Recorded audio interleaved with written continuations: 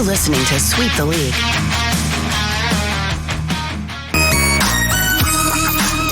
Hey, this is George Iceman Gervin, and you're listening to Sweep the League Radio.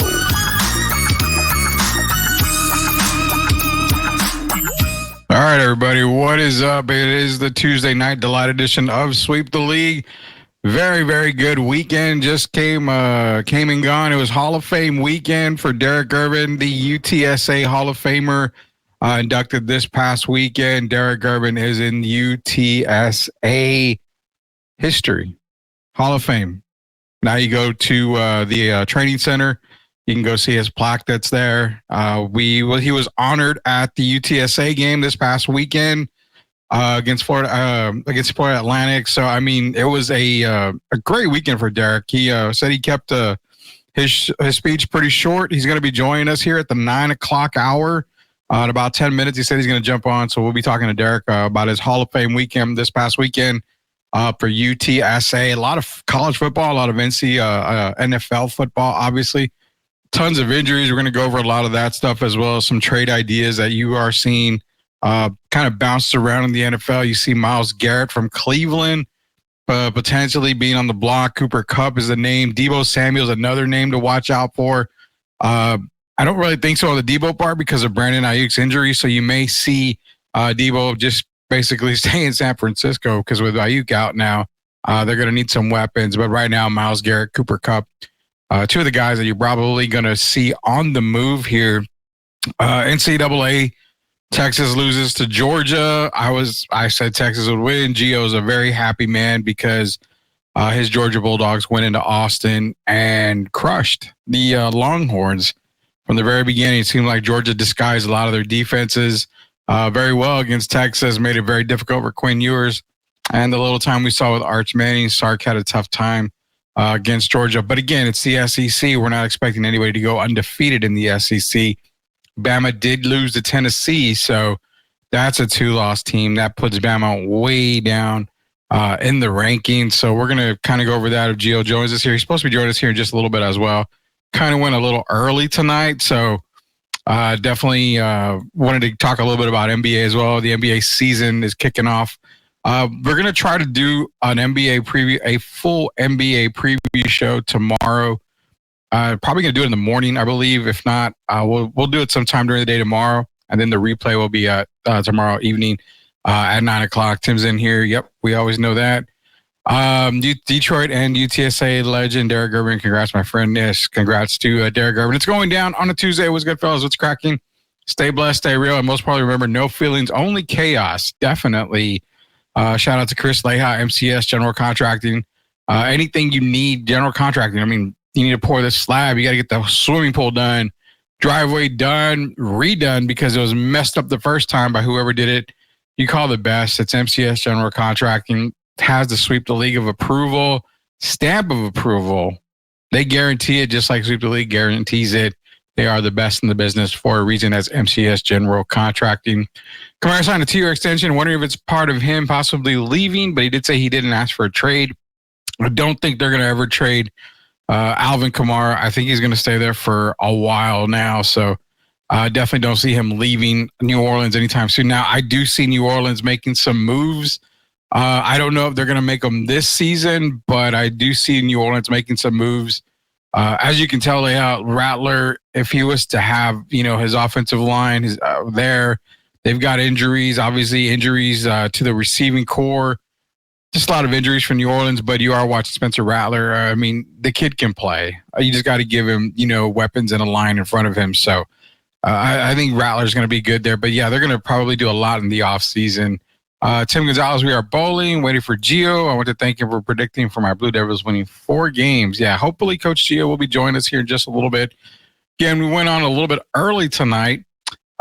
Just going to talk a little bit about NBA. We've got an extra 15 minutes. I was hoping the guys would join me early with me, but they'll be on about 9 o'clock, hopefully. The injuries this year are absolutely insane, man. We have 3 starters, I think, still active, depressing. Yeah, it's tough, man. You want to start off hot. Then the injury bug started to happen. You saw the offensive line go through the injury bug. Obviously, Derek Carr's injured. I mean, Olave He went down with a concussion, or he was injured with, I think it was a concussion. You also got Shaheed. He's out now. So, I mean, even the defensive line, I think, is a little banged up as well. Let us know. We can talk wrestling. Yeah, I'll let you know, Tim. It's always a show where we kind of just decide, oh, we're going to talk about wrestling. So definitely let you know, guys. Appreciate everybody joining us here. We go to our YouTube channel, search at Sweep the League TV. Hit the subscribe button, up to 932 subscribers on there. Appreciate everybody joining. Be sure to be a subscriber. We got a whole lot of stuff coming up here, so please be sure to be a subscriber. Haven't got any talk yet, but nonetheless, we have one of the guys on right now. So, all right, I'm gonna go sit in the corner and no.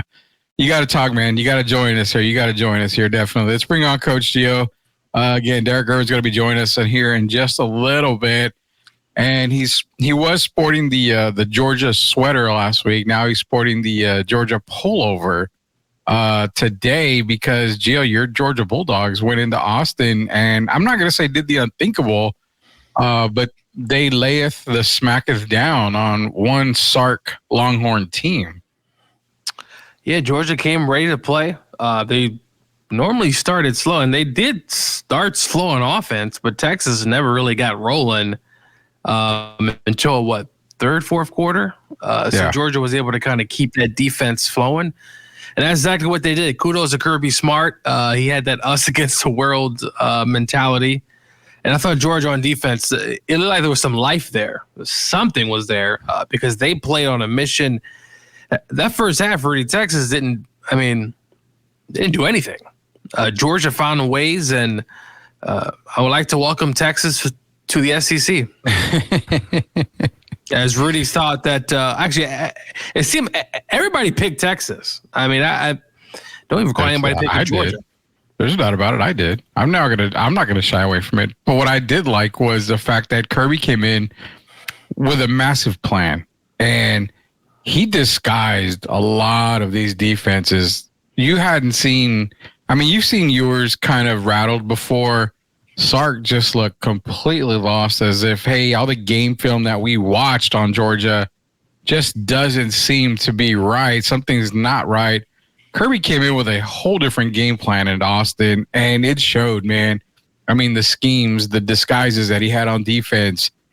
I don't think I've ever seen, let's put it this way, I haven't seen this Georgia team this year play like that.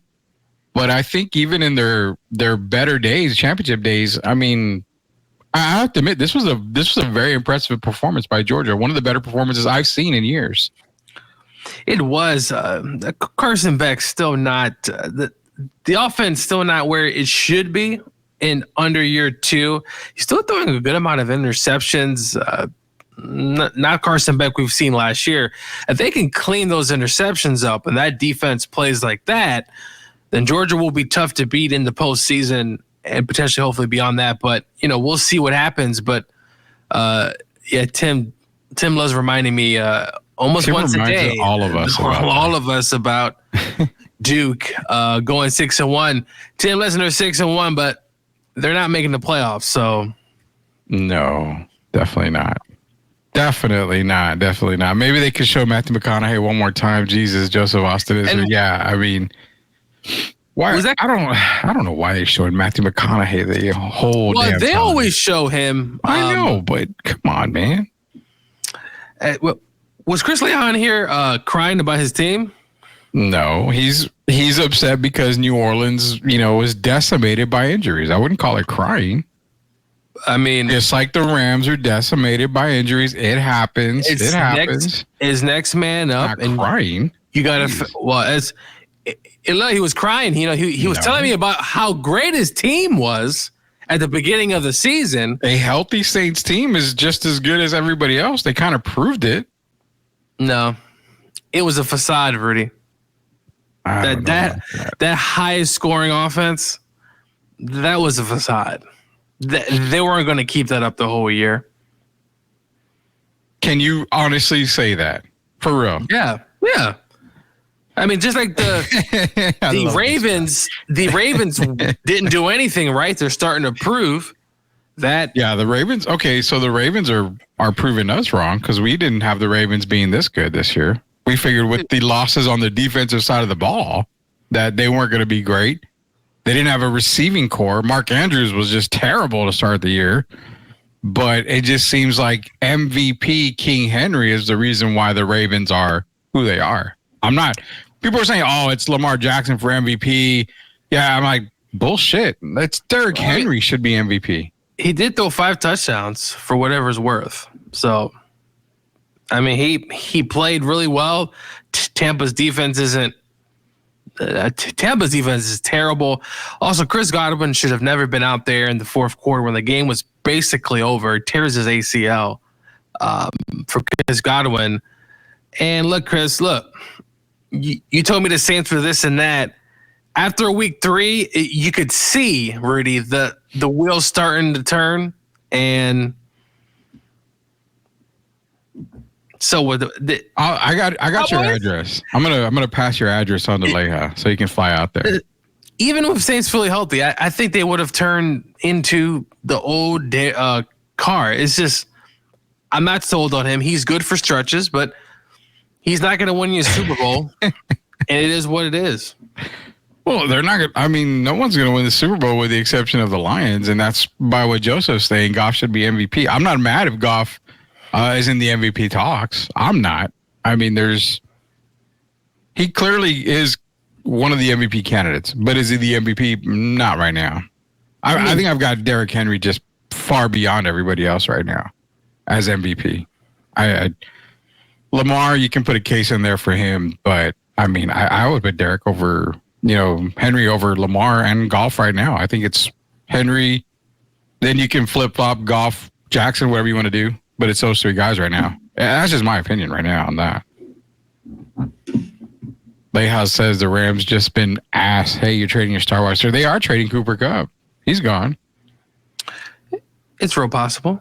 It's going to happen. He's going to go somewhere. I mean, the Rams right now, they're selling not a very good or not consistent offense. Their defense has been all right, but the Rams are ass. I mean, hello, Captain Obvious. I mean, just look at their record. Wow, they are ass, man. They are pretty bad. We're going to get into some NCAA football talk, but before we do, Gio, I got something I want to bring up here because this is kind of crazy. I don't know why I got all bent out of shape here, but I did, and I mean, it's whatever.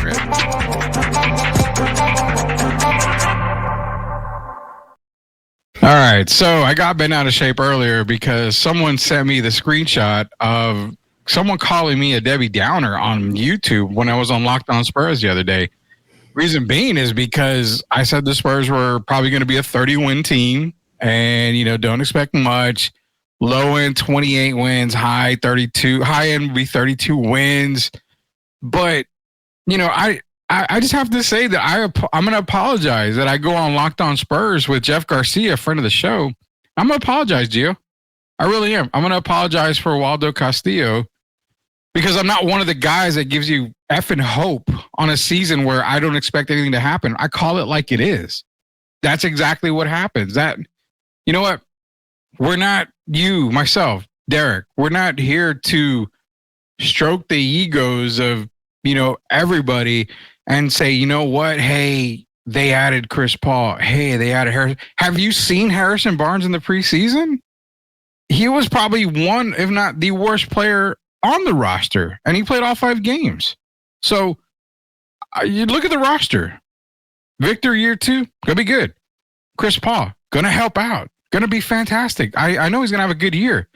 I don't expect Chris Paul to make it the entire year for the Spurs. I expect them to be dealt at the trade deadline. I mean, friendly contract. A lot of teams are going to want that contract. They're going to want him for the playoff push. I don't expect the Spurs to be in the playoff push. If they are, great. But I never once said I don't cheer for the Spurs to win. I love for them to win 40, 50 games, go to the NBA Finals. I love for all that. But the real side of sports talk is you have to keep it real. So I apologize for being a Debbie Downer. I really do. But I kind of like the name, Rudy Debbie Downer Campos Jr. A Debbie Downer. I don't think I've ever been called a Debbie Downer. Look, we listen, we all love our teams, but you have to call them out. You have to, at times, speak negative, and you're just giving your opinion. Hey, it doesn't mean Rudy's right. The Spurs might win 45 games, and people are going to come after Rudy and say, well, Rudy's wrong. Well, look, Rudy's wrong about a lot of things. I'm also wrong about some things, right? So it just comes down to we're giving our opinion. If you don't like it, hey, but, I mean, 30 wins is still decent. I mean, what? I think DraftKings has it 35, right, Rudy? 35 and a half, I believe. Vegas had it, I think, at 38. I think it down to 35. I think it went even lower to 33, if I'm not mistaken. I mean, throw a few dollars for Spurs to make the playoffs. It's possible. You never know. But, I mean, I do like the name, though. It's, but, yeah, no. Yeah, no, there's just no way. And I like fans, thinking that, that's the problem. And I'm sorry, man. We call it like it is here, bro. And it's like this. I'm not as popular as other podcast people in town. I'm not, I had a very brief radio career. I don't have radio, like years of radio and everything. So I get it. I'm just another podcast hack who's been doing this for a while. But at the same time, I'm not going to come over here and write, sugar-coated pieces and shit like that and make videos and say, well, good God, they had a terrible season last year, but I'm optimistic that they're going to be, 45 wins this year. Why? Because I have to say positive things. The only positive thing that I can say is 2025 is coming. Tons of free agents, better draft class. I'm kind of ready for that. So that's my rant for the night. I just had to let everybody know, like, hey, you know what? I'm a Debbie Downer. Who gives a crap?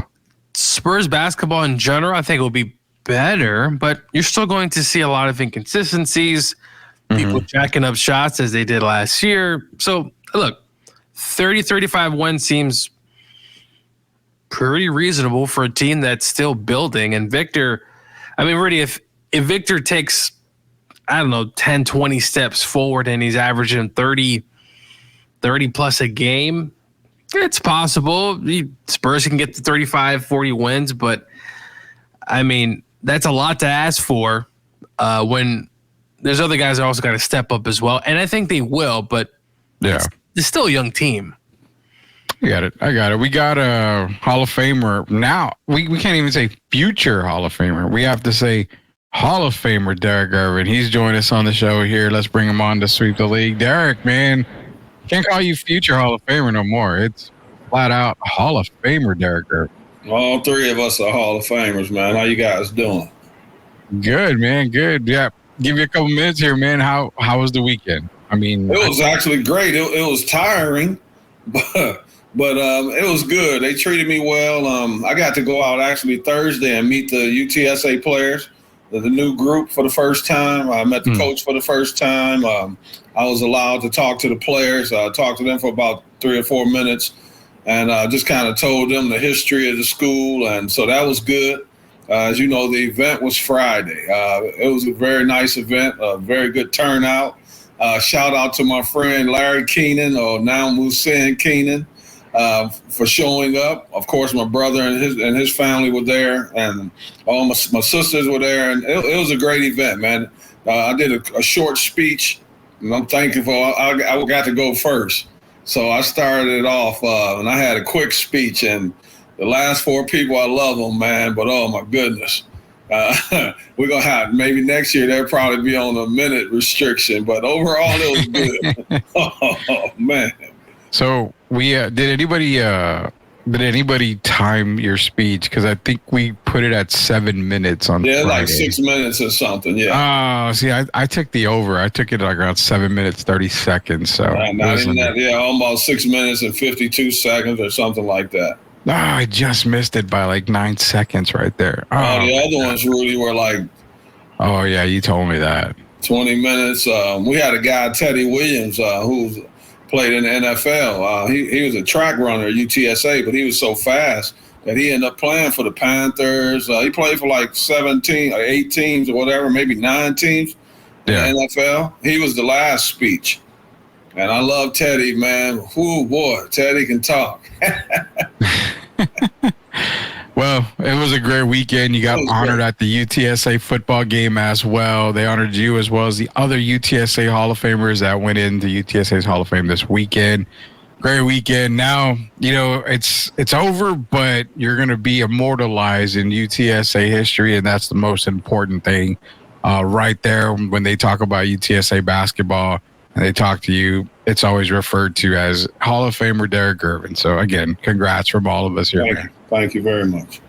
Yeah, I went on my rant, so I'm not going to go back on the rant here that I made a little while ago about being called a Debbie Downer because we call, basketball games and all that the way we do. But NFL-wise, guys, the weekend it showed a lot. It showed how much I shouldn't believe in the Falcons getting blown out by Seattle by 20.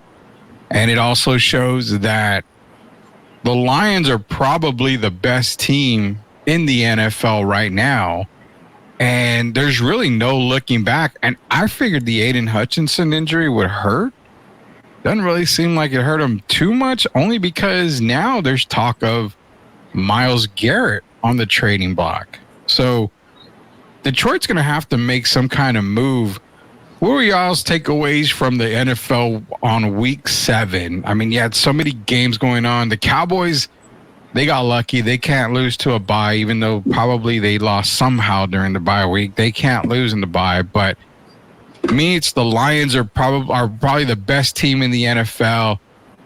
And the other part that I take away from the weekend is the fact that the Jets made a splash with Devontae Adams, but it wasn't as type of splash you get in the pool. It was kind of like a raindrop hitting the forehead, and that's the splash they made. I remember saying that it didn't really do anything for me when they traded for Devontae. So I would say my AFC Super Bowl representatives are probably going to have to change it after this weekend. So what did you guys think? What were your takeaways from NFL Week 7? I can go Gio first on that one. Well, look at Kansas City. I actually watched that game from start to finish. Their defense is legit. This defense has been really good, specifically the last few years. Patrick's first Super Bowl run and even the second one, they weren't there yet, but they have been very impressive. Patrick Mahomes, he's still doing it. He had some guys out. The Chiefs, I know people are saying it's going to be hard to 3-peat, but they're going to be right there potentially towards the end of the year. But I felt, looking at the Chiefs defense, and they look really good. But the Lions, I mean, right now, especially on the NFC side, they just proved they're still the best team right now, at least. I mean, they still got to play the Packers, but the Lions have been the most consistent. And if they get Myles Garrett, I mean, it's kind of been like a cheat code. You know what I'm saying? So the Lions look really good as usual. The Jets, Rudy, what was that? I mean, kudos to Russell Wilson. Russell Wilson played very, very well composed, and Pittsburgh's throwing their hat in the ring too. If Russell keeps playing like this, they have that running game, and the defense will play well. Only time will tell to see what happens, but the Lions and Chiefs, to me, kind of stood out. I thought they had some really good performances. Do you think, more on the Chiefs and 49ers game, are the Chiefs really that good, or are the Niners just that bad? I think the Chiefs are just that much better right now, at least. The 49ers, of course, injuries do matter. I know that's, every team's dealing with injuries. And the 49ers lost Brandon Ayuk. I believe he's out for the year, Rudy. He's out for the year. Debo Samuels had a weird illness. I don't know what that was about. And Christian McCaffrey, I don't think guys we're going to see him for the rest of the year. And they lost Hargrove too, the defensive lineman. He's out for the year. He was out, I think, starting last week. So this is a 49ers team. But guys, we talk about it. To make a Super Bowl run, you got to have some luck, right? You got to have things go your way. And right now, the 49ers, it could be a sinking ship by the end of the year. Well, we said that the window was closed, or the door closed after last season. That it's hard. There wouldn't be another run for the 49ers. And we couldn't predict injuries, so we didn't know that. But you could tell even a healthy Niner squad last year just didn't have the same giddy up. And that's why I think we felt like the opportunity was closing. The door was closing for the Niners on a Super Bowl, another Super Bowl run. Derek, takeaways from NFL for week 7 for you. Well, as you know, I've been saying the Lions all year, but I got it right now. I ranked them. You saw my ranking from a few days ago, Rudy. I had the Lions number 1, the Ravens number 2, Chiefs 3, and Bills 4. As of today, I would change that because, first of all, we are going to have to, at some point, it's going to bother us not having Aiden Hutchinson. Yeah. The guy is the best player on the team. And so you might get away with it for a few weeks, but at some point it's going to come back to hurt us. And then we're losing our second best receiver for 2 games for performance enhancing drugs or something. So he's going to miss 2 games. So when you have stuff like that, it upsets the rhythm, the chemistry. And so that's what scares me. But I think at some point, if we were getting Myles Garrett, I think we would be really tough. And I don't know right now. I just saw that about the Lions being the best defense in the league. I don't know about that because right now the Chiefs are looking. The only thing that's kept the Chiefs undefeated is their defense. This is probably the worst we've seen Patrick Mahomes over this course of time, over a 6-game span. I don't think he's played great. He still made some big plays. As you saw the run he made the other day when they thought he was going to go out of bounds. And, of course, he did a Patrick Mahomes move. So that still makes them dangerous. Yeah. But right now, I would have the Ravens as the best team because Lamar is throwing the ball a lot. I have to give him respect. He's been working. I can tell he's been working over the offseason. And his throwing is looking good. But I have to say one down thing. We've seen him do it before during the regular season. Doesn't work in the playoffs. But they didn't have Derrick Henry, who I've been calling lately. He's been looking like Eric Dickerson / Earl Campbell. Okay. And so that makes them scary. I mean, who can stop that? And right now, to me, I would have them over the Lions. I would have them over the Chiefs, and I would have them over the Bills right now. I just think the Ravens are looking, 5 wins in a row? Yeah. And they've been very impressive wins. So right now, I know some people said early in the season that the Ravens might not even make the playoffs, but I said it. And another guy below you on this picture, too. Well, yeah, because I wasn't sure if that was a team, if the window was closing, right? Because it's been open for a bit here, and they just haven't been able to kick that door. But, Derek, we'll see. Come postseason time. Right I agree with you. Hey, now let me ask you this: why you guys have the Packers over the Vikings? No, not yet. Not yet, at least. I don't. I saw they were rating on Stephen Smith's show, the fake show, not our show, that they had the Packers in the top 5 instead of the Vikings, and I don't agree with that. I think I'm going just based off of quarterback. I would give me Jordan Love over Sam Darnold. One thing about the Chiefs, they've had some injuries. One thing you can say about the offense, though, Rudy, Kareem Hunt has been a godsend. He literally walked off the street, and he has been a thundering ball. So they've been able to run the ball, chew up clock. There's been rumors, can the Chiefs get Cooper Kupp? If the Chiefs get Cooper Kupp, and if Kupp's healthy for the rest of the season, then that would be good. No, I know what you're laughing about. Can I say one thing? Yeah. Jerry Jones I'm not sure, it was a soundbite. I don't know if it was from this week or before the season about Derrick Henry? About Derrick Henry not being a fit. It was this morning, I think, or yesterday. Are you? Yeah. Did we not see him in that offense in Tennessee? It wasn't anything flashy. It was just hand the ball off and hit the gap. Is Jerry serious, Rudy? Was that a serious comment? He couldn't have been. Yes, what? It was. It was a serious comment. Didn't he basically say, playing for the Cowboys, he don't know if Derek would be having that successful season like he's having with the Ravens? Yeah. So basically he's saying that he's accepting losing. Yeah. I mean, it's Jerry. You know what? Jerry can basically put a Cowboys jersey and helmet on 11 bags of crap on the field, and he's still going to sell out 70,000 seats and sell all the merchandise in the world because it's America's team. And you don't ever, when you're a Cowboy fan, you're a Cowboy fan for life. Doesn't matter what product Jerry puts out on the field. It really doesn't. Rudy, while you're on that subject, I got a question. Did Mike McCarthy cut his own throat? With the comments about Troy Aikman's comments don't really have an impact. What he said wasn't really important as far as the team running, the receivers running bad routes and them not looking like a good team. Is that the right thing to say in Dallas when you really haven't done anything? You're underperforming in Dallas? No, I mean, McCarthy, well, let's just put it this way. McCarthy's defending his own team because what is there left to do? I mean, they're not going to win anything. As Sis said, they're going to come back and winning the ship. Bookmark this. I'd be surprised if Dallas came back and won a bag of chips. At the end of the they might lose the next 5 or 6 games. Cowboys come back to win the chip. Have you seen that defense? He's joking. Trust me, he's joking. No, I mean, he might be serious. I don't know, but he might be serious. I ain't bookmarking nothing. I'll start it because I want to make sure. Yeah, that's why I said Sid is being sarcastic. There's no way the Cowboys come back and win the championship. There's definitely a way.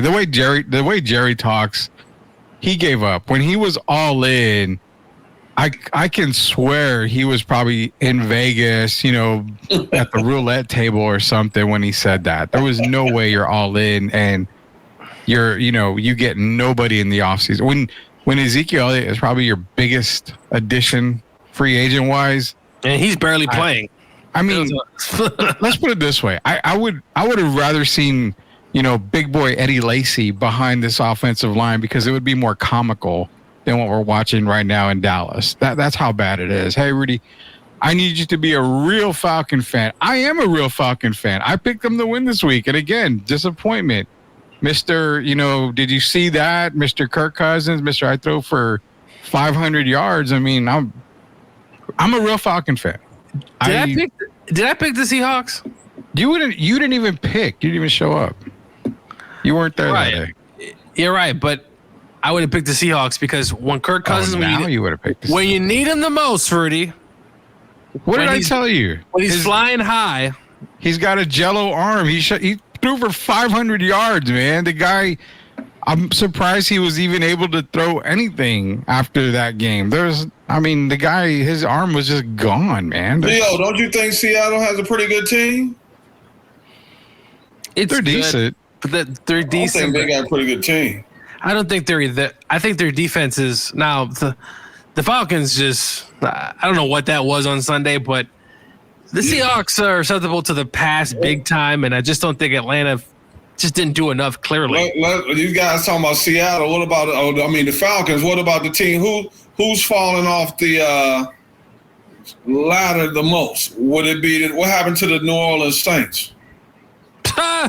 Well, Gio just pissed off half of the chat a little while before you got on here talking about the New Orleans Saints. The Saints and the Rams, who I had the Rams winning, like going super far in the NFC. I really did at the beginning of the year, but we can't blame the Saints. We can't blame the Rams for being decimated by injuries. I mean, both teams they're just decimated. So if I'm looking at a team that's fallen off the most outside of the injury bug, I mean, the New York Jets is one of them. The Cleveland Browns were a big team last year. They've only won one game this year. They're probably going to win a couple more now that Jameis Winston is starting. Jacksonville is probably another team that is falling off from grace. I mean, who else? I mean, the best team in the conference is the NFC North, and I can't believe I'm saying that. Even the Bears are 2 games over 500. But what about the Niners, Derek? I mean, the Niners, yeah, you can say decimated by injury, but it's really just Christian McCaffrey and now just Brandon Ayuk. I mean, that's a team that is another one that a lot of these teams. Remember, Kittle had got banged up. At one point, they were without everybody except for Ayuk. Yeah, McCaffrey was out. They had most of their Debo's. But Debo's always out though, Derek. Debo's been having issues. Yeah, so I look at it more. They're just sometimes that year just happens. where you get a lot of guys banged up and you never are able to gain your chemistry. You can't regain your chemistry. And then you got Rex Ryan talking about, I already told you that nonsense about Purdy being Drew Brees. Maybe Purdy started believing that. And it's a rough year for the 49ers, but I think they'll rebound. It's just they've had a lot of that go against them this year. I still don't think they're a bad team. They're kind of handicapped with the injuries. So is Brock Purdy even – I mean, is he just a game manager now? I've been said, yeah. I'll take Geno Smith over Brock Purdy. No, I would take Brock over Geno. I think it's just situations, and right now their offensive line is not great either. The Chiefs defense though is really good, great man-to-man defense, and they were blitzing him around, and it just wasn't a good game. But the 49ers are still a team to watch out for, and in the playoffs, if they go on the road somewhere, I won't be shocked if they beat playoffs. Someone's got to win that division, and I don't 100% trust the Seahawks. Playoffs? Don't talk about playoffs. You kidding? They already beat the playoffs. Might be 6-11 or 7-10. Beat the Seahawks already. So look, I'm saying is the 49ers could be the team that gets in by hook. They're not going forward though, Gio. They've been going kind of backwards. If you look at their play on the field, sometimes you can't go by the record. No, I know about how they actually look on. That's why I don't have Kansas City ranked number 1, because I'm not really going by their record. I'm going by their actual play on the field. And Kansas City has not looked like the best team in the NFL in my eyes. But their defense there, you got to admit though, the defense is good, but the offense hasn't looked up to par. And Mahomes got that gut. Mahomes had a little gut this year. We're just being honest, man. But that's the scary part, though. They're undefeated. And Kansas City hasn't played their best football yet. They were fortunate to get by the Ravens, as we know, by a toe. Oh yeah. And as we look at it now, the Ravens, if they were to play them right now, the Ravens will be the favorite in that game. So I think there's a few teams, and Buffalo, I think will get the Chiefs a really good game. So the Chiefs are undefeated, but I think their record is not what it should be. It's kind of overrated. I agree. I mean, I've been saying that too. The Chiefs, I don't buy the fact that, I mean, they're 6-0, but I think it's a very questionable 6-0. And I mean, you've got Patrick Mahomes who hasn't looked good, and Gio. I see where Gio's coming from. I really do, because they're 6-0, and you haven't gotten the best out of Patrick Swift Mahomes. Hasn't looked great, right? Swift hasn't looked great. Travis Swift hasn't even looked good either. So I mean, it's like this whole team plus the injuries. Rashee Rice is done. And really, don't forget that part. Guys get paid, man. You know what tears the team apart first? Money. Guys start getting that money, man, and then start doing things like making commercials with their brother. And every time you look around, they're on a different commercial, the Kelsey brothers, and you can lose focus. And it doesn't take but one guy on that offense to lose focus to hurt a team.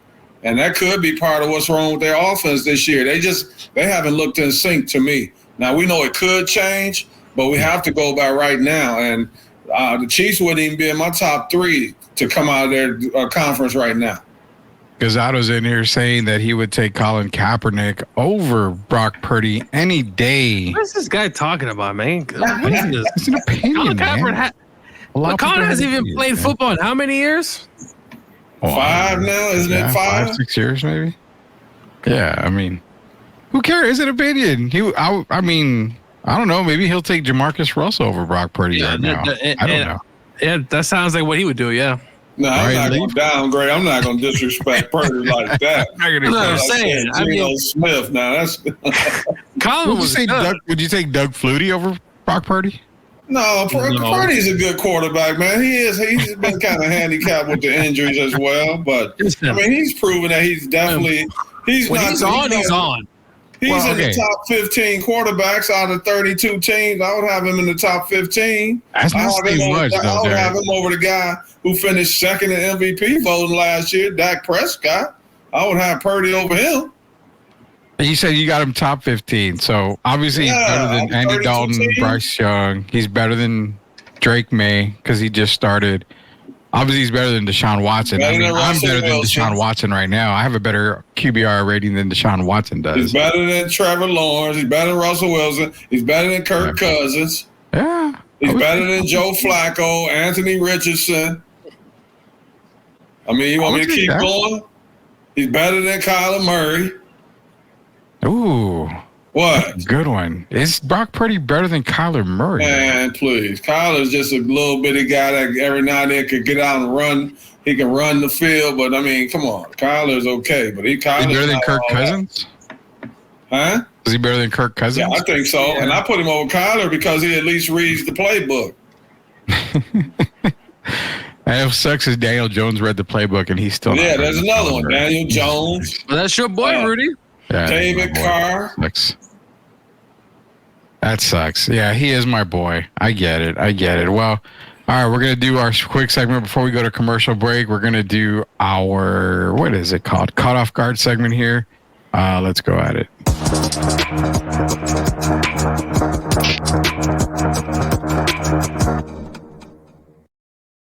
All right, guys, our friends over at Pro Football Talk have released their power rankings after week.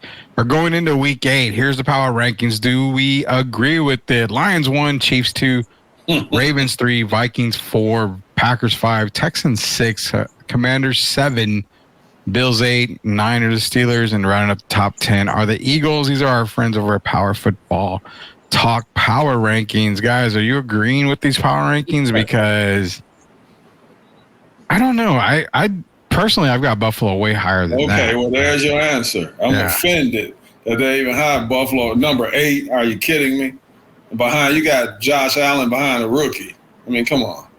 Yeah, I mean, that's one thing I look at. I see the Cowboys are barely scratching the top 20 according to Power Football rankings. So that's over there. The other thing I can think of is, and I can't believe I'm saying this, but I would probably put the Bears higher than 14 right now. Just going into week 8, I would probably put them higher than 14. But nonetheless, I mean, these are the power rankings. Gio, you got anything on our friends over at Pro Football Talk and their power rankings? Pretty good. I mean, the Chiefs haven't lost. The Lions have lost, but I guess obviously it's week to week. But no, it's a pretty good list. I mean, the Bears have been playing well. Let's see what it's like this week. But pretty good. Tampa to me is, I think Tampa's fraudulent. Very. That defense, that defense has been terrible. Yeah. And now with Godwin out, Evans might be out for a few weeks with that hamstring. Baker's going to be throwing to Plummer soon. But no, I think Tampa needs to be down to number at least 16. Though I don't love the Broncos either, but the Broncos defense has been playing very well. And jeez, yes. You know, Gio, Rudy, can I ask a quick question to get off the top 10 just for a second? Yeah. When you brought up the Buccaneers, what did you guys think about when Chris Godwin got hurt? Did you see Todd Bowles over there? With a smile? Yeah.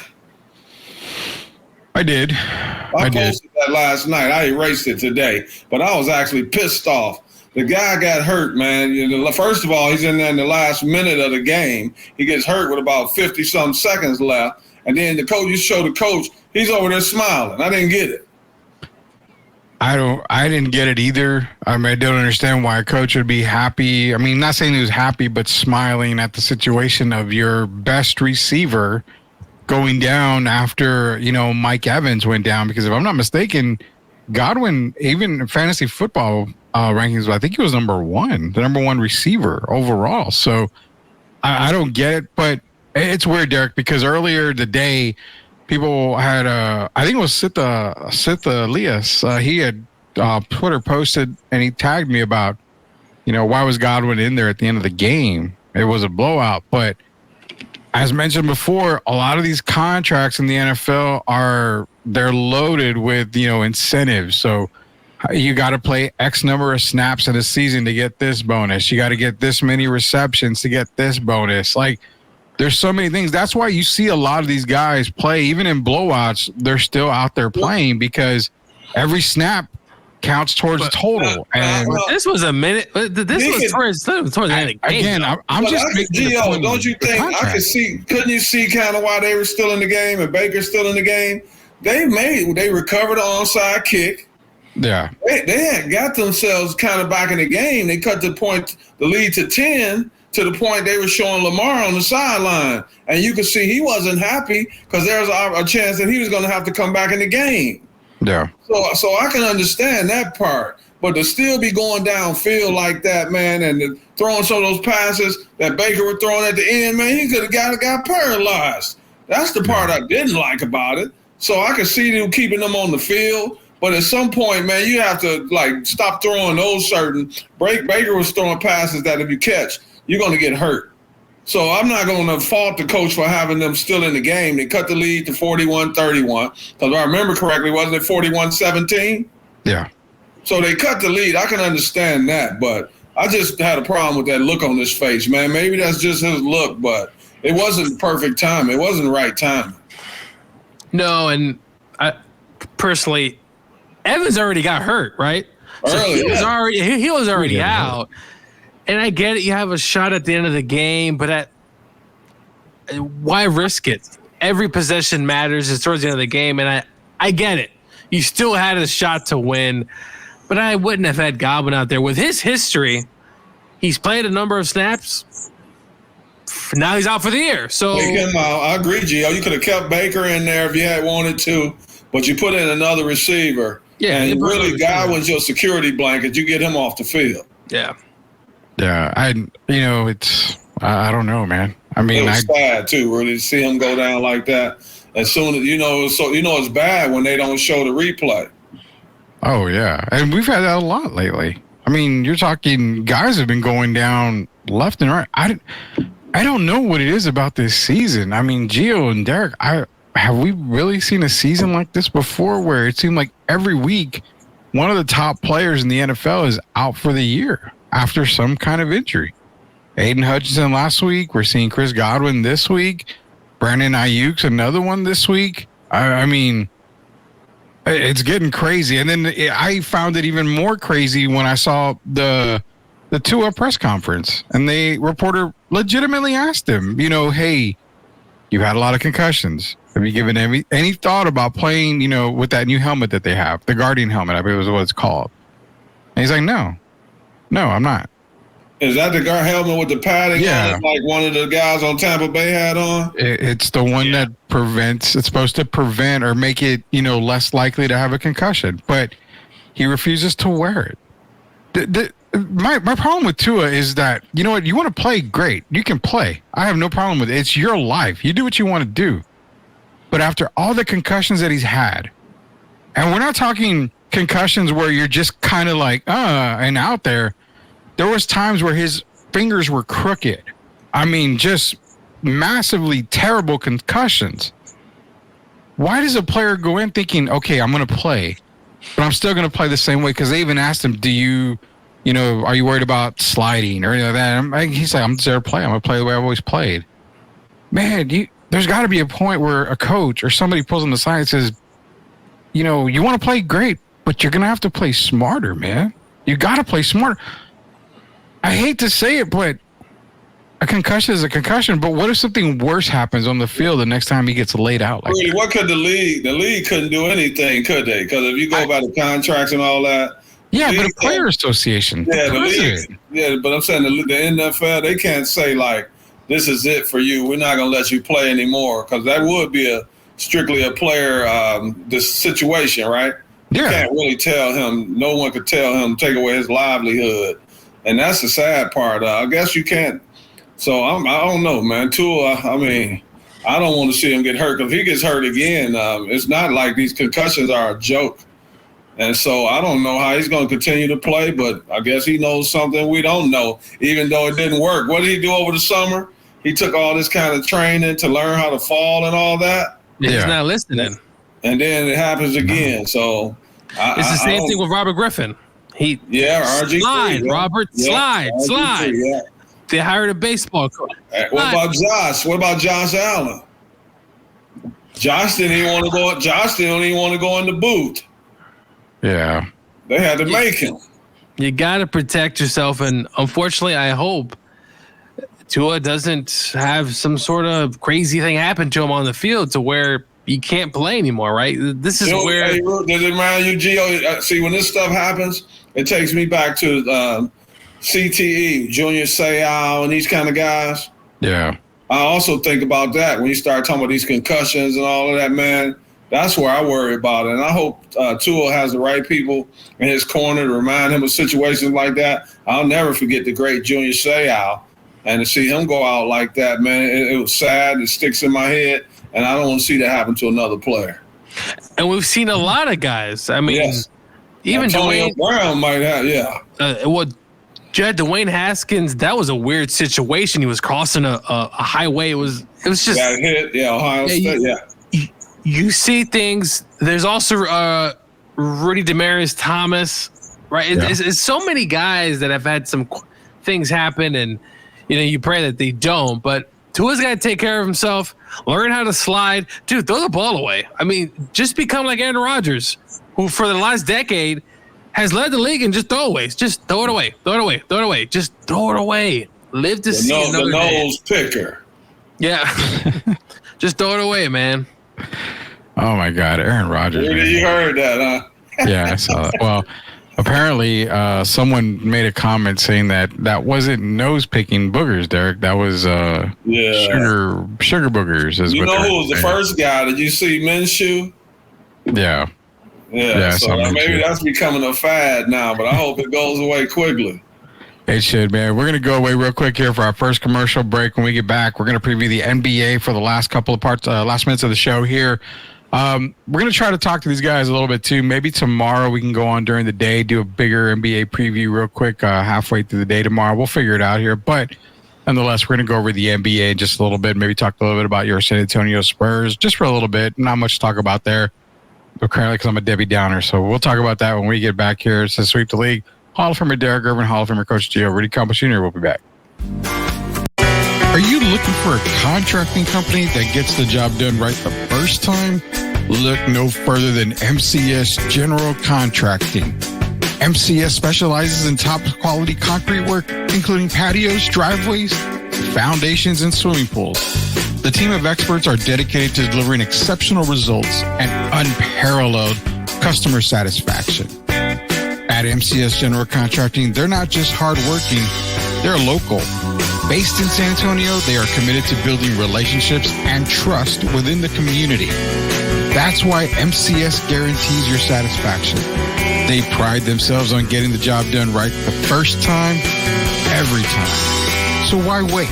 Contract MCS General Contracting today to schedule your project and experience the difference for yourself.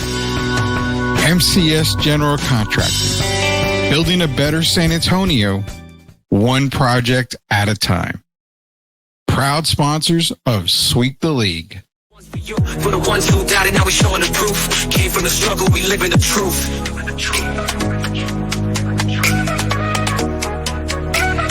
STL Music.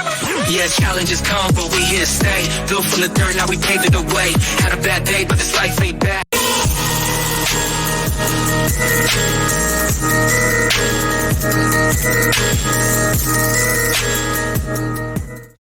All right, welcome back to Sweep the League. Coach Gio, Hall of Famer Derek Irvin, Rudy Campos Jr. here on this terrific Tuesday, the Tuesday Night Delight edition of Sweep the League. This show is brought to you by MCS General Contracting, the absolute best in the business. MCS General Contracting, guaranteed to do the right the first time, guaranteed stamp of approval from Sweep the League. Contact them today. Tim wants to talk college football. We got that for maybe tomorrow or Thursday, Tim. I promise you. It's just too much to get into in the show here. Let's go Dogs and let's go Hoosiers. Oh, God, the Hoosiers, the best not kept secret anymore in college football. I told you, Gio, if they beat Nebraska, they would have to be in the top 15 so they go undefeated. They're 13 right now. Right? They didn't just beat Nebraska. They literally... I was watching the game. 56-7. Nebraska was the 7th ranked defense in the country. This was like a legit team. Now, Curtis Rorick did mess up his finger. He's going to be out against Washington next week, but Tavon Jackson stepped in that second half and was just throwing darts. So it's going to be interesting to see. And also, College Game Day for the first time will be in Indiana next week. So it's going to be, but man, 56-7. I'm sitting back and thinking, man, what? Yeah. They could win the Big Ten. Remember when they cracked the top 25? I told you I like them. Yeah. And I wasn't just saying that trying to be funny or because you like them. I really saw a good football team. And you see they continue to get better. They're becoming more impressive by the week. I mean, that game against Michigan now, it's like, I think they're going to be favored. You think? They should be, man. Man, they might blow my team. I love Amazing Blue. They might blow Michigan off the field the way they're playing right now. So say they go, okay, so I mean, let's hypothetically, they beat Washington. They go to East Lansing, they beat Michigan State. Then they play against Michigan in Indiana. So say they win the next 3. That'll put them at 10-0 on the year? Going into that Ohio State game. Ohio State's the third best team. Well, Oregon that's what I'm saying. Indiana. We'll look 3 weeks in ahead right now. Do the Hoosiers legitimately have a chance against Ohio State? Just being honest. If they go there undefeated, I don't see why not, Rudy. Now, obviously, it's going to be a tough place to play in Columbus. Shit, maybe I'll make the trip 2.5 hours, but it's going to be a raucous crowd there. It's a team that's never had the success, but I wouldn't shock me if Indiana goes into IU and win, and then obviously at the end of the year they got the game against Purdue, so yeah, they could end the year with 1 loss heading into the playoffs. But as to Gazzado's point, I said they're going to beat someone they have no, reason beating. I thought they would be a good team, but man, to do what they did against Nebraska, I know it's a freshman quarterback, Rudy, but man, that offense was humming. And Kurt Cignetti, Rudy, he talks a lot of trash, but he backs it up. They kept asking him in the offseason. He says, "I win. Just Google me." I mean, this is the type of stuff he's saying. And everywhere he's been, he's won. So, and Rudy, by the way, on Saturday, they had a ton of big-time recruits at Indiana. So the money's being put out there, and this is a program now that, I mean, hey. I'm just going to say that Kirk Cignetti is the official college football coach for Sweep the League. I'm going to say that right now. Now he's gonna get some people are gonna be flying to try to get him. I think he stays. He doesn't seem like a guy to me that jumps ship. I mean, his first head coaching job, Rudy, was at he goes to Alabama, right, with Nick Saban for 4 years. Yeah. Derek, he goes to a Division II school. Nick Saban says, "Hey, are you sure you want to do this? Because you're probably going to just he's going to disappear." He goes there to Indiana University in Pennsylvania, which is kind of funny how he's back in Indiana. And then he goes to Elon. He resurrects him. Then just James Madison. We saw what they did to your Tar Heels this year, Rudy. And then he goes to Indiana. He's turned around these programs. And he's also had coordinators for the last 10 years with him. It's a crazy story. Yeah, he's the official trash-talking college football coach for Sweep the League, man. So. The last point, he said, IU sucks, Michigan sucks, and Ohio State sucks. He said that at a basketball game. So this man just beats his own tune. It's going to be a wild rest of the year for Indiana. So we'll see what happens now, but we're going to get into our NBA talk, NBA preview here. So, just a quick preview right now. I want to do a bigger preview show. Hopefully tomorrow we'll do a bigger one. But looking at it, I know the first game of the year was Boston and New York. And New York looked terrible. I mean, they looked terrible. But when Boston made, 33 pointers tonight? I mean, it's hard to beat a team when they're that hot already. But again, I don't put a whole lot into the first game of the season. Cat's new. Mikal Bridges is getting still acclimated. It's the first game. I'm not worried about it. But as far as overall goes, I really do love the New York Knicks this year. It's a team that's going to really, really be a tough out in the Eastern Conference. I have them in Boston really as, kind of 1-2 right now. I'm not going to stray away from that. I don't know. I remember telling Derek, I don't believe in Milwaukee still. Giannis kind of came out and said that if they don't win the championship, he expects to be moved in the offseason. So look for Giannis to find a different zip code next year because they're not winning anything this season. Outside of that, Eastern Conference-wise, any other teams? Because Philadelphia is already struggling. Paul George ain't going to play. Joel Embiid is already hurt. He's not playing back-to-backs. He said, I'm not going to play back-to-backs. The rest of his career. Yeah, so forget about Philly. Indiana is a team to be reckoned with. I love Orlando. I'm high on the Orlando, Magic train right now, but it just seems like a 2-team race in the Eastern Conference, right? Oh boy, I don't know, Rudy, because I like Milwaukee better than you do. I think the additions of Taurean Prince and Gary Trent Jr.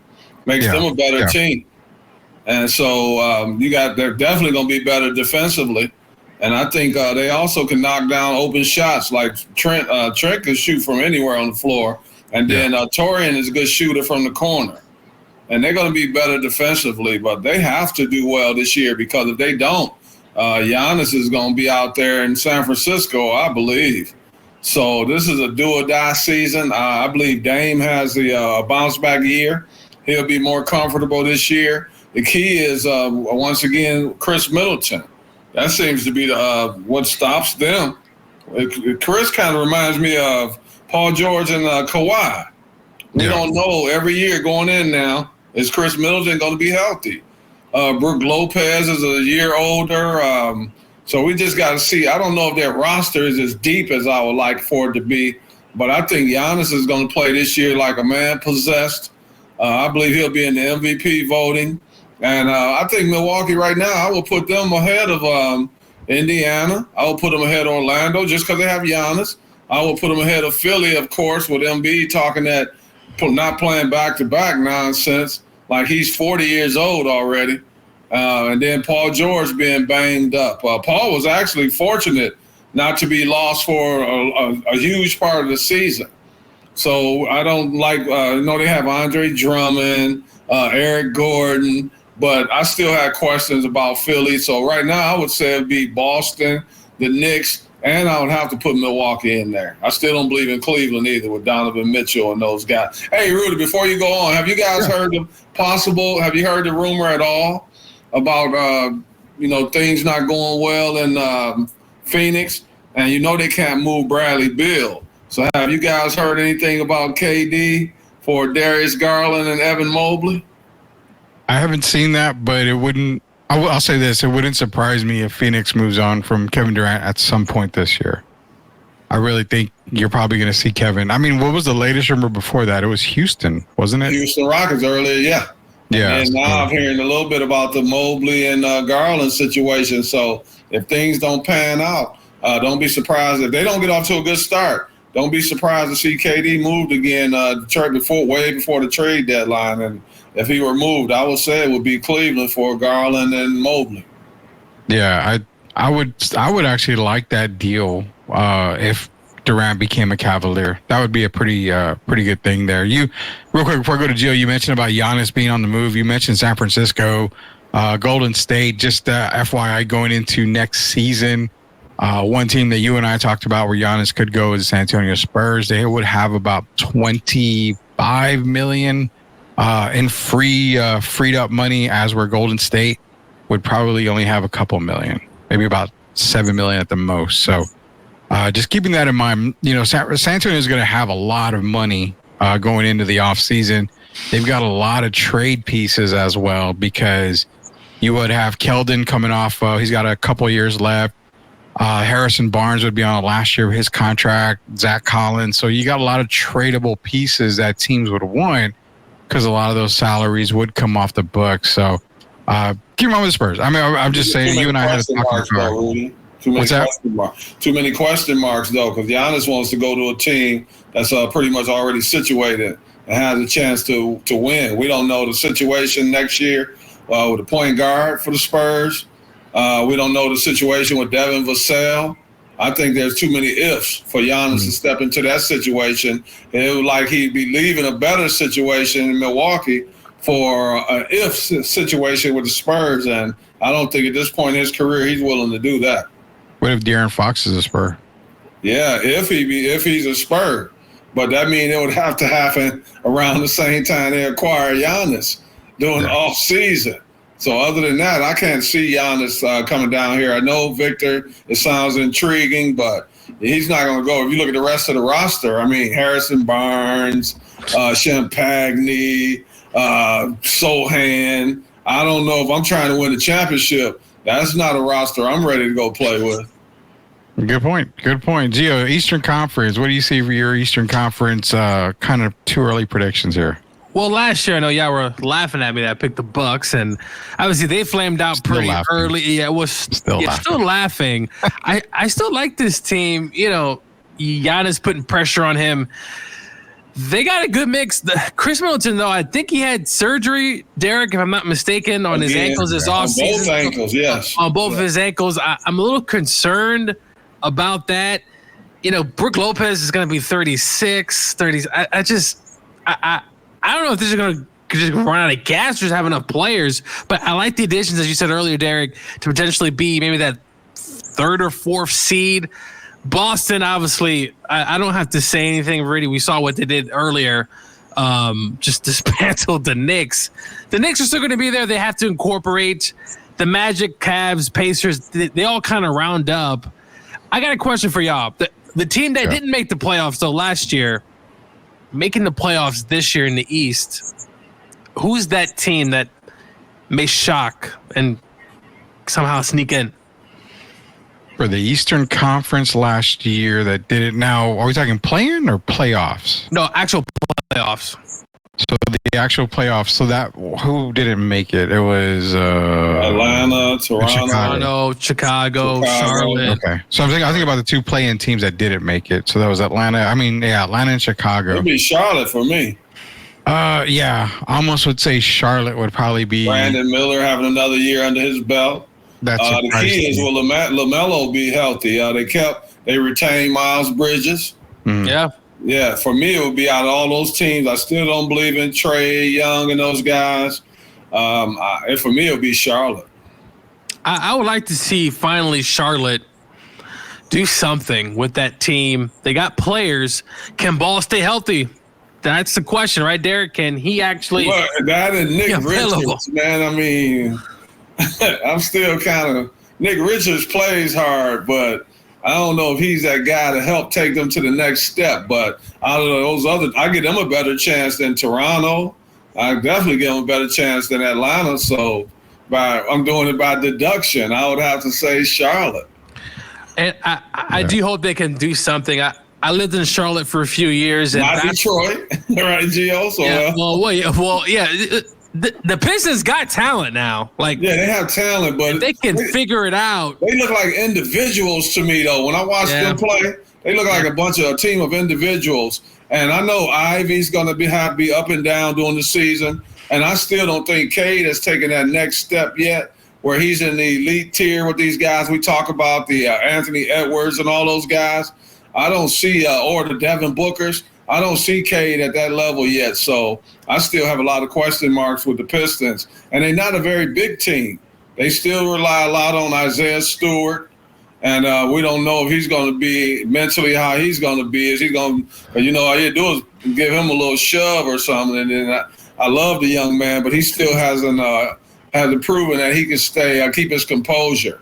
So and then they brought in Tobias Harris, of course. Oh my God! And I love Tobias, as you guys know. But I look at their team; they look small, man. They don't have any rim protectors, and then I don't know what happened to James Wiseman. I guess he's just falling off the earth basketball-wise. Well, so let me kind of throw this back on the Pistons here, because you're right. I mean, individual wise, the Pistons got a pretty nice squad if you look at it on paper. They do. I mean, I like Bickerstaff there as a coach as well. I mean, you got I'll be honest. The starting lineup isn't the worst starting lineup in basketball. I mean, we can already. Thank you all Washington Wizard fans for buying your season tickets, but that was just money down the drain. So you may as well just, let's consider them already, lottery bound Washington Wizards. There's no doubt about that. But for Detroit, if JB can get Cade and Jaden Ivey and those guys to play cohesive basketball, they're going to win some games. They are better than probably a lot of people are thinking. And I mean, you can't forget Malik Beasley's there. Tim Hardaway Jr.'s there. I like Fontecchio. Fontecchio's good. Yeah, Fontecchio. I love his game. Right. Ron Holland didn't have a terrible preseason. And shout out to Ron Holland because he was brought up at Big Texas Comic-Con. One of the fans there was talking to us, and she knew Ron Holland apparently. So yeah, that young lady sure did talk about it. Yeah. Talk about Ron Holland. So, I mean, you can't. Can we really say Detroit is that bad of a team? Hey, Rudy, my birthday's on the 28th. We can't factor out that they did lose 28 in a row though last year, didn't they? They did, and they weren't that bad on paper to me then either. So it's strange, and maybe it's the Monty, man. Maybe it's. Well, maybe Monty Williams had. We know Monty's, and shout out to Monty Williams. Yeah, down here now, Texas Military Institute. Bruce Bowens has been moved, and Monty's stepping in. And Monty gets to coach his son, and he gets to coach Bruce's son and Tim Duncan's son. So I know it didn't work in the NBA this time, Monty, so I'm wishing you well. But shout out to coming down to San Antonio and coaching Texas Military Institute. Well, he's still getting paid, so. Oh, he's really getting paid, yeah. Yeah, he's getting He got paid from Detroit. He's getting massively paid. Well, I'll say this. I agree with you guys. I think Charlotte's the one team in the East that could definitely move on up in the standings. Maybe at least minimum get in the play-in tournament.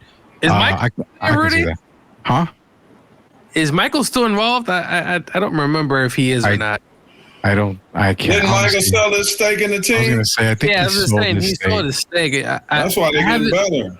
Poor Mike, I haven't been seeing him with those baggy jeans he always wears, so I wasn't sure. Hey, Gio, do you like Brandon Miller? I do. What do you think? Yeah.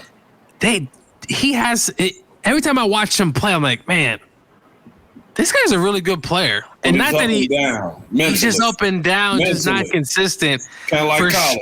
Yeah. For Charlotte to take that next step, you need him and Ball to obviously, of course, stay healthy, but just be in sync. Just play ball. And like what I said about Colorado, hey, just play basketball. You did say shout out to Gio. Colorado looks like a football team this year. They should have beat Kansas State. If Hunter played, remember he got hurt. If Hunter's in the whole game, I believe Colorado State is 6-1. Look at Rudy. We always gotta be honest about it. If you look at it, they look like a football team. Their offensive line has gotten better. The defensive line has gotten better. They've got some other guys that have played well, receivers other than just Travis Hunter. They look like that's what made them so. Their running game is better. I mean, they're better as an overall team. We have to be honest about it. They don't look bad at all. And they beat UCF, who, by the way, UCF gave Iowa State on Saturday all it can handle. So all I'm saying is Colorado, could they? They look good. They could win the Big 12. It's possible. Now, they still got to play Kansas, and they got to play some other teams. But Kansas has just completely fallen off. Jalen Daniels really, I don't know what happened there. Went from Heisman. Hey, but Gio, I gotta give you credit when things go well. We take credit. So, I picked. Remember, I only picked Colorado. My partner right here, we picked Colorado to win about 5 games. Yeah, we did. So I have to give them credit. They already had 5, and one more win. They bowl eligible, and for sure they're going to win one more game, and more than one. So I have to say it's a successful season for Deion and his crew. Yeah. He's up for Coach of the Year. I'll say this though: Army and Navy, those teams have been playing very well. Interesting, Rudy. Yeah. I found out that the Army-Navy game is not a conference game. It's a special game that's obviously played, I think, week 15. I don't think anyone even plays. The playoffs thing will be out before, I believe, the Army-Navy game. It's going to be a weird time. And both teams are undefeated. So Army plays us this year? Yeah, UTSA Army last game. And I believe it's here, too. It's insane. We're going to be there for the thrashing. Listen. I've seen Army. I've bet on Army before. And even Navy too. Army runs the ball. It's like a poetry in motion, Derek. You watch the option and you watch how quick they do it. They also do it very differently from shotgun. They just do a lot of different things. It's not your old school kind of option. This is a very unique offense. And I think Navy's playing Notre Dame. Watch out, because this is a hard offense to stop. They're good. They're good. They're really good. This is actually a good football team, and I won't be surprised if Army or Navy squeak into the playoffs, if they surprise someone and beat them. this is very impressive. Hey, Rudy, can I go off script for a second? I'm sorry, just for a second. Yeah. You guys, now we looked at, last week, I believe Travis Hunter sat out, right? Yeah. So what do you guys think about the Heisman race now? A young man from Boise State. I'm just asking. To me, it's still Genty. I mean, I don't. As number one? Yeah. Yeah.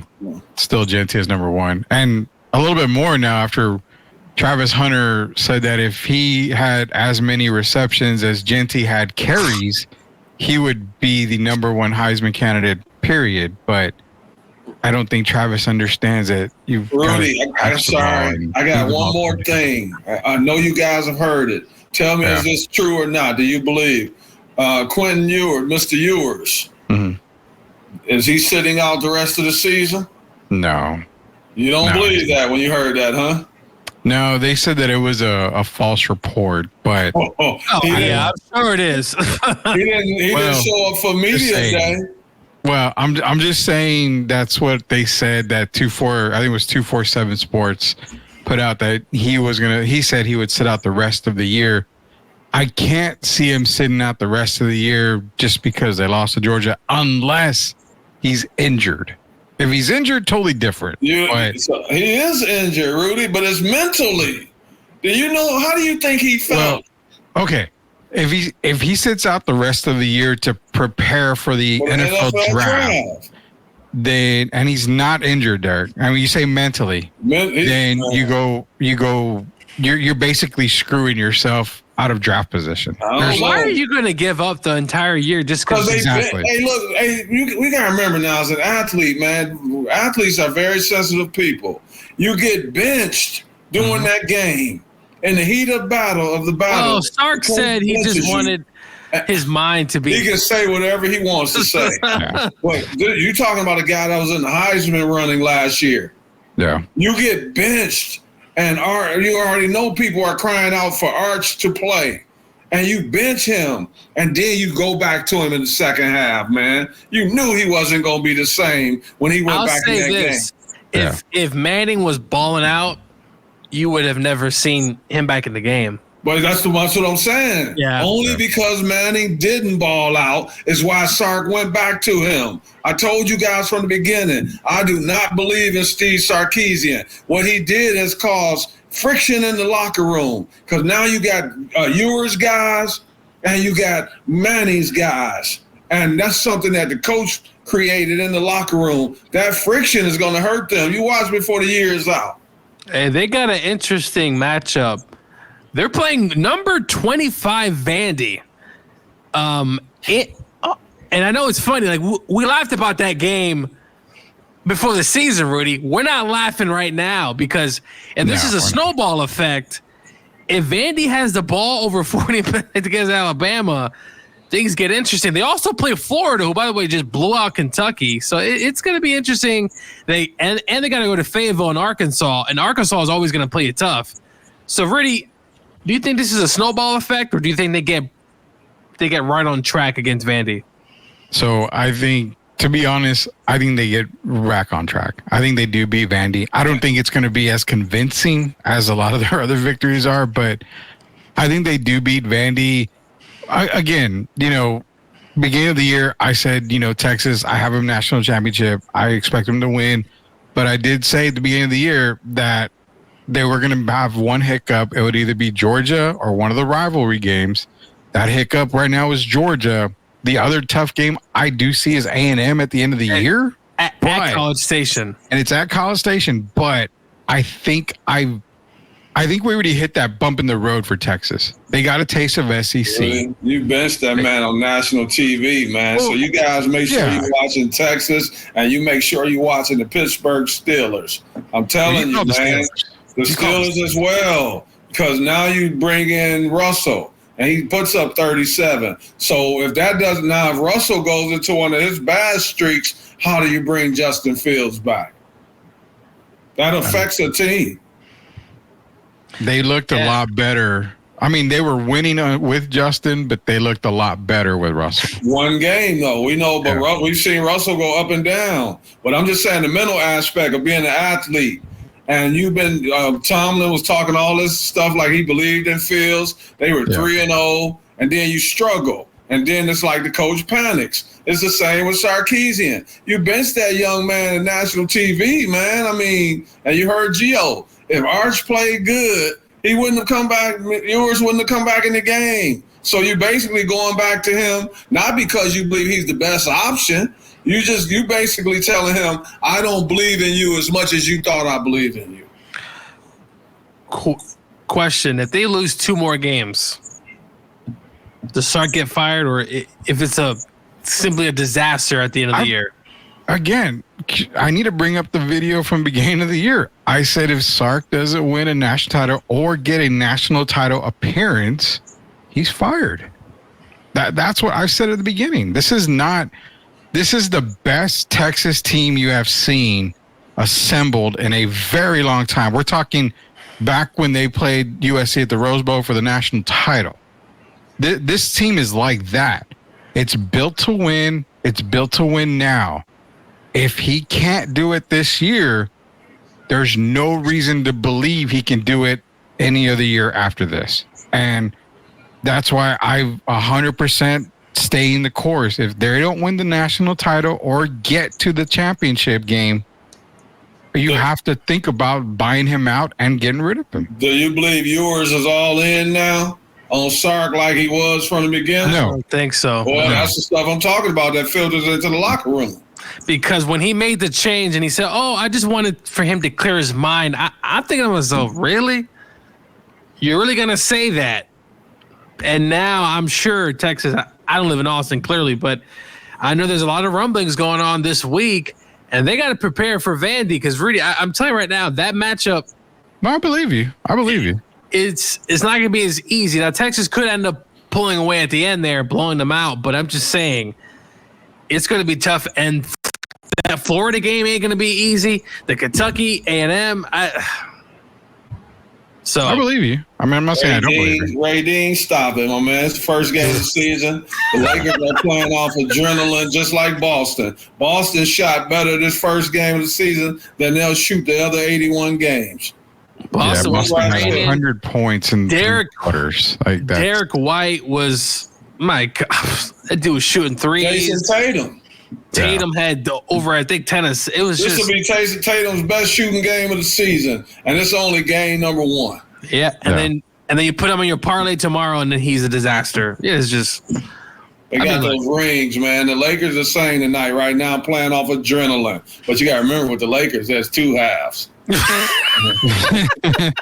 Yeah, I won't ever deny that. So, but nonetheless, we did see the Bronny and LeBron check-in game tonight. You know, father-son duo. Everybody made a thing of it. Now that that's over, let's get the real basketball season started.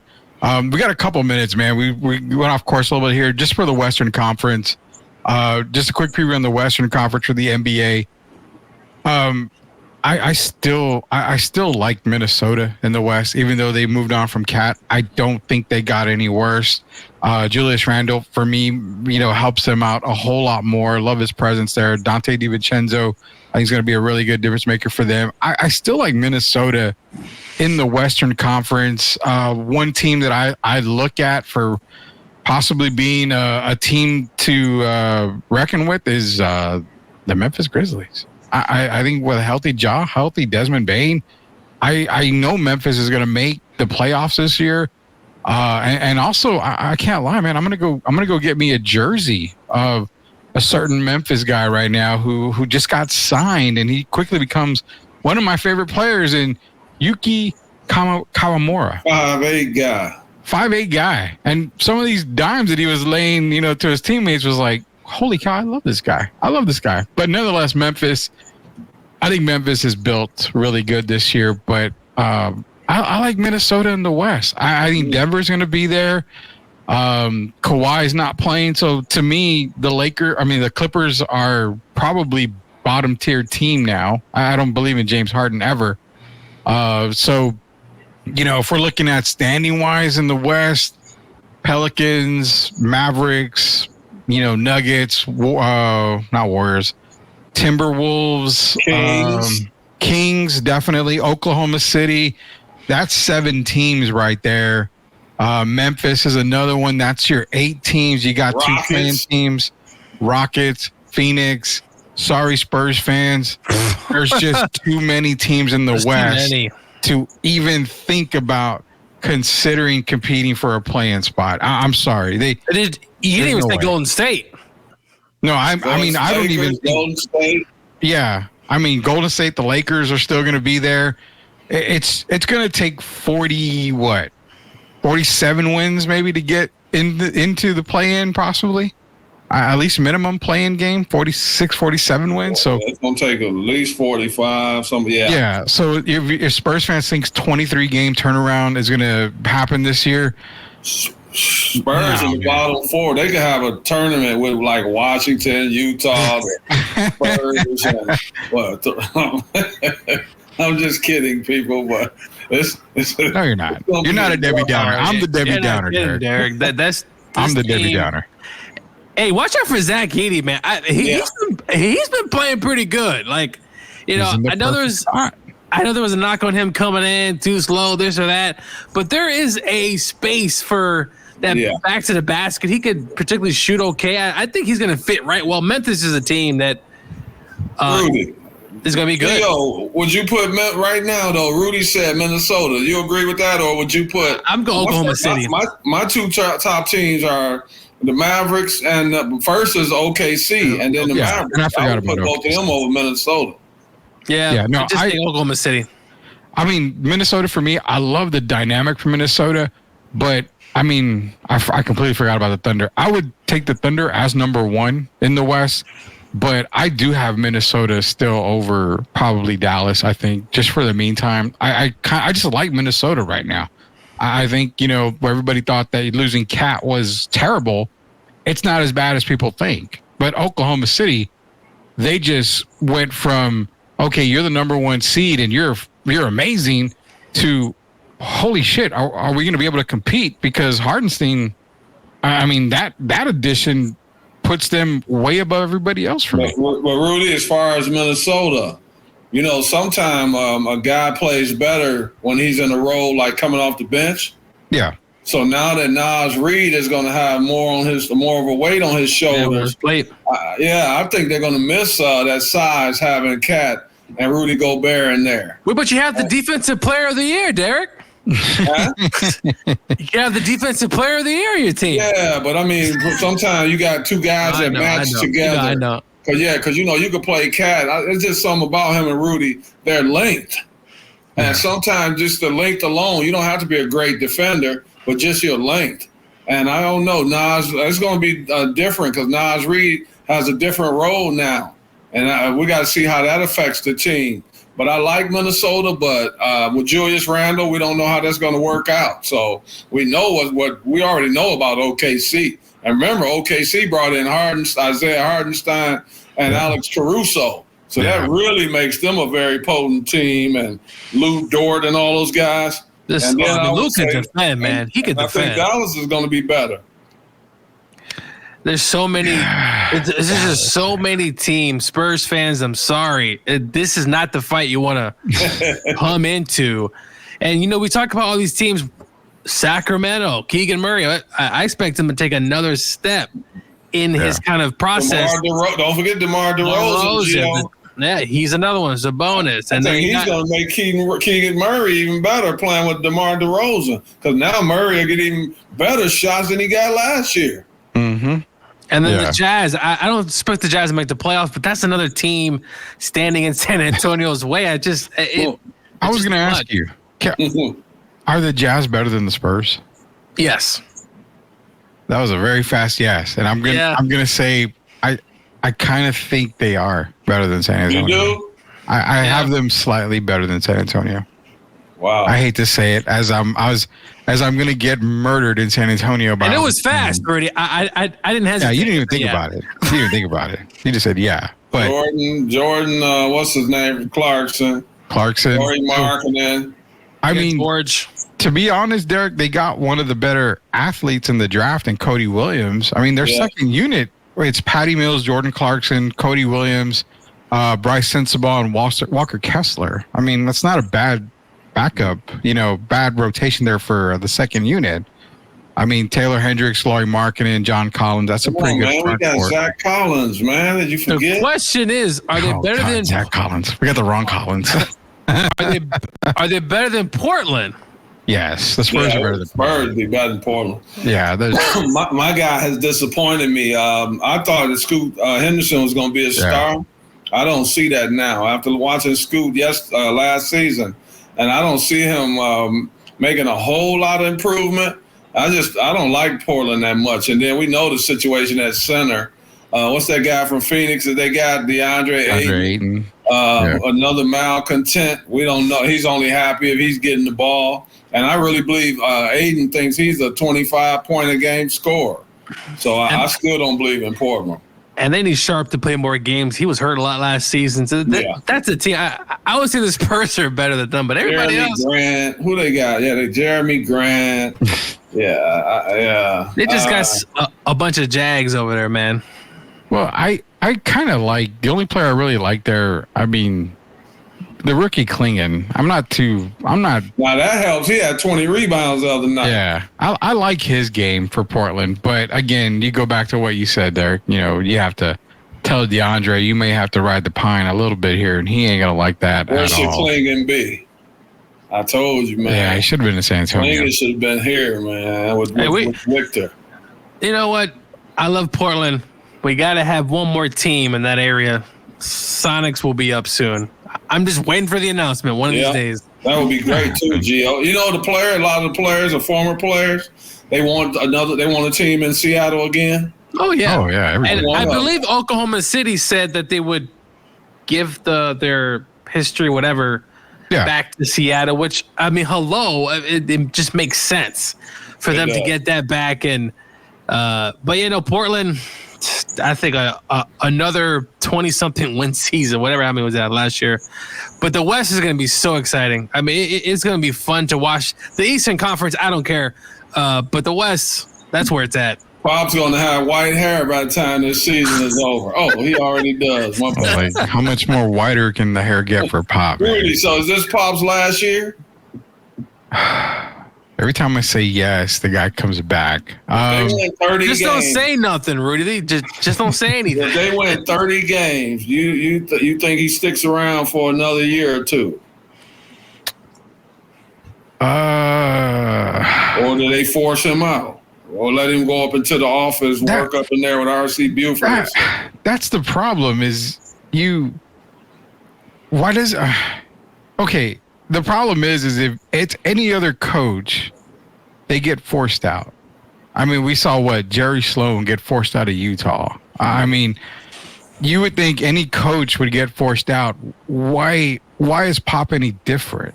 I mean, I get the titles. I get the titles. 5 of them. I mean, if you really look apparently Phil Jackson was forced out of L.A. Oh yeah. Well, Phil living in one place, and we know now that's a different situation. Yeah. For one, he's dating Jeannie Buss. Yeah, it's a lot of different. And then Phil also didn't like dealing with the the Kurt Rambis and his wife situation. Yeah. So there was a lot going on. If you look at him, Magic stepped out of there. Magic Johnson, we don't know the identity still, and it hasn't been the same since Dr. Bush stepped down. Yeah. Genie's not as motivated as he was, and it's just been a different time. So I could see them feel not really wanting to be there anymore. So was he forced out, or did he kind of leave on his own? I mean, we'll never really know the true story. Well, I think the story behind it was they were on a road trip, and Mitch Kupchak was on that road trip, and apparently he told all of the staff that they were fired, that they were going to be fired at the end of the year. This was during the playoffs, the last playoff run they had with Phil Jackson. So apparently Phil called Genie, and it was like, what's going on? What the hell is happening? And yeah, Mitch was like, hey, y'all, after the season, y'all are gone. So that's what kind of started. And this came from Jeannie Buss, actually, on that interview. Yeah, it came from Jeannie. So yeah, it was. Yeah, I mean, but the thing is, why are people scared to tell Pop, look, 22-win season, 22-win season? Who's gonna tell them? Well, that's what I'm saying. 30 win. You have ownership. There's a good way. There's a nice way and polite way to say stuff, Derek. I mean, it's like, hey, man, you've been just not getting it done. We're just not getting it done. I mean, you got to have a change. You do. That's just my opinion. But does he coach next year? I think if the free agents that we're thinking come along and the draft picks that they get in 2025 come along, if that team starts to really build itself, I could maybe see him coaching another year. If they don't win this year, I could see them asking him to step down. And the reason I say that, if it was Peter Holt, then I think Peter Holt would let him go out when, however he wants to go out. But now that it's PJ, kids, yeah, and the sister PJ Holt, Peter Jr. For those that don't know who PJ is, I know PJ.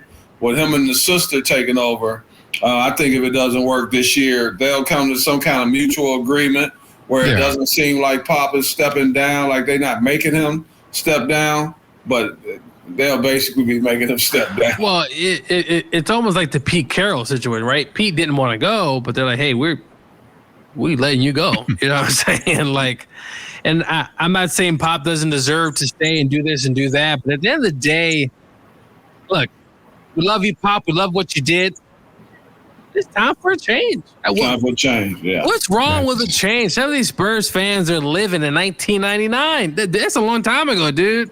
Or 2005 or 2000, whatever. Go drink your wine, man. We thank you for all you've done. We're going to put your jersey up in the rafter. They're going to put a Pop jersey. And Pop jersey. Give him a statue. I don't care. Let him, I agree with that. Just let him go. So I think the time is coming, but he probably wishes he was a little younger because he knows he got Victor back there, and that's a hell of a player in the next 5 years. We can only imagine. But yeah, it's probably time. Yeah, look at Bill Belichick. I mean, could Pop get another job? Sure, if possible. Would he want another job? Probably not. Well, he can't get the TMI job anymore because that's been filled by Monty Williams. This is it. This year, to me, even if he does well, if they over-exceed, I still say this is it. This is the swan song for Greg Popovich. Yeah. And then go hire Becky, okay? So. No. Oh, wait, you know what? She's not leaving Vegas. I want to talk about the WNBA real quick, and we just have a few extra minutes. I'll give you a few extra minutes. Congrats to the New York Liberty. I'm from New York. It was great to see. But them being cheated? Yeah. But the foul shots, I mean, what was it, 28? 27-8? 27-8? In a game that was physical the entire time, by the way. And Collier was getting zero free throws in that game. She finished second in MVP.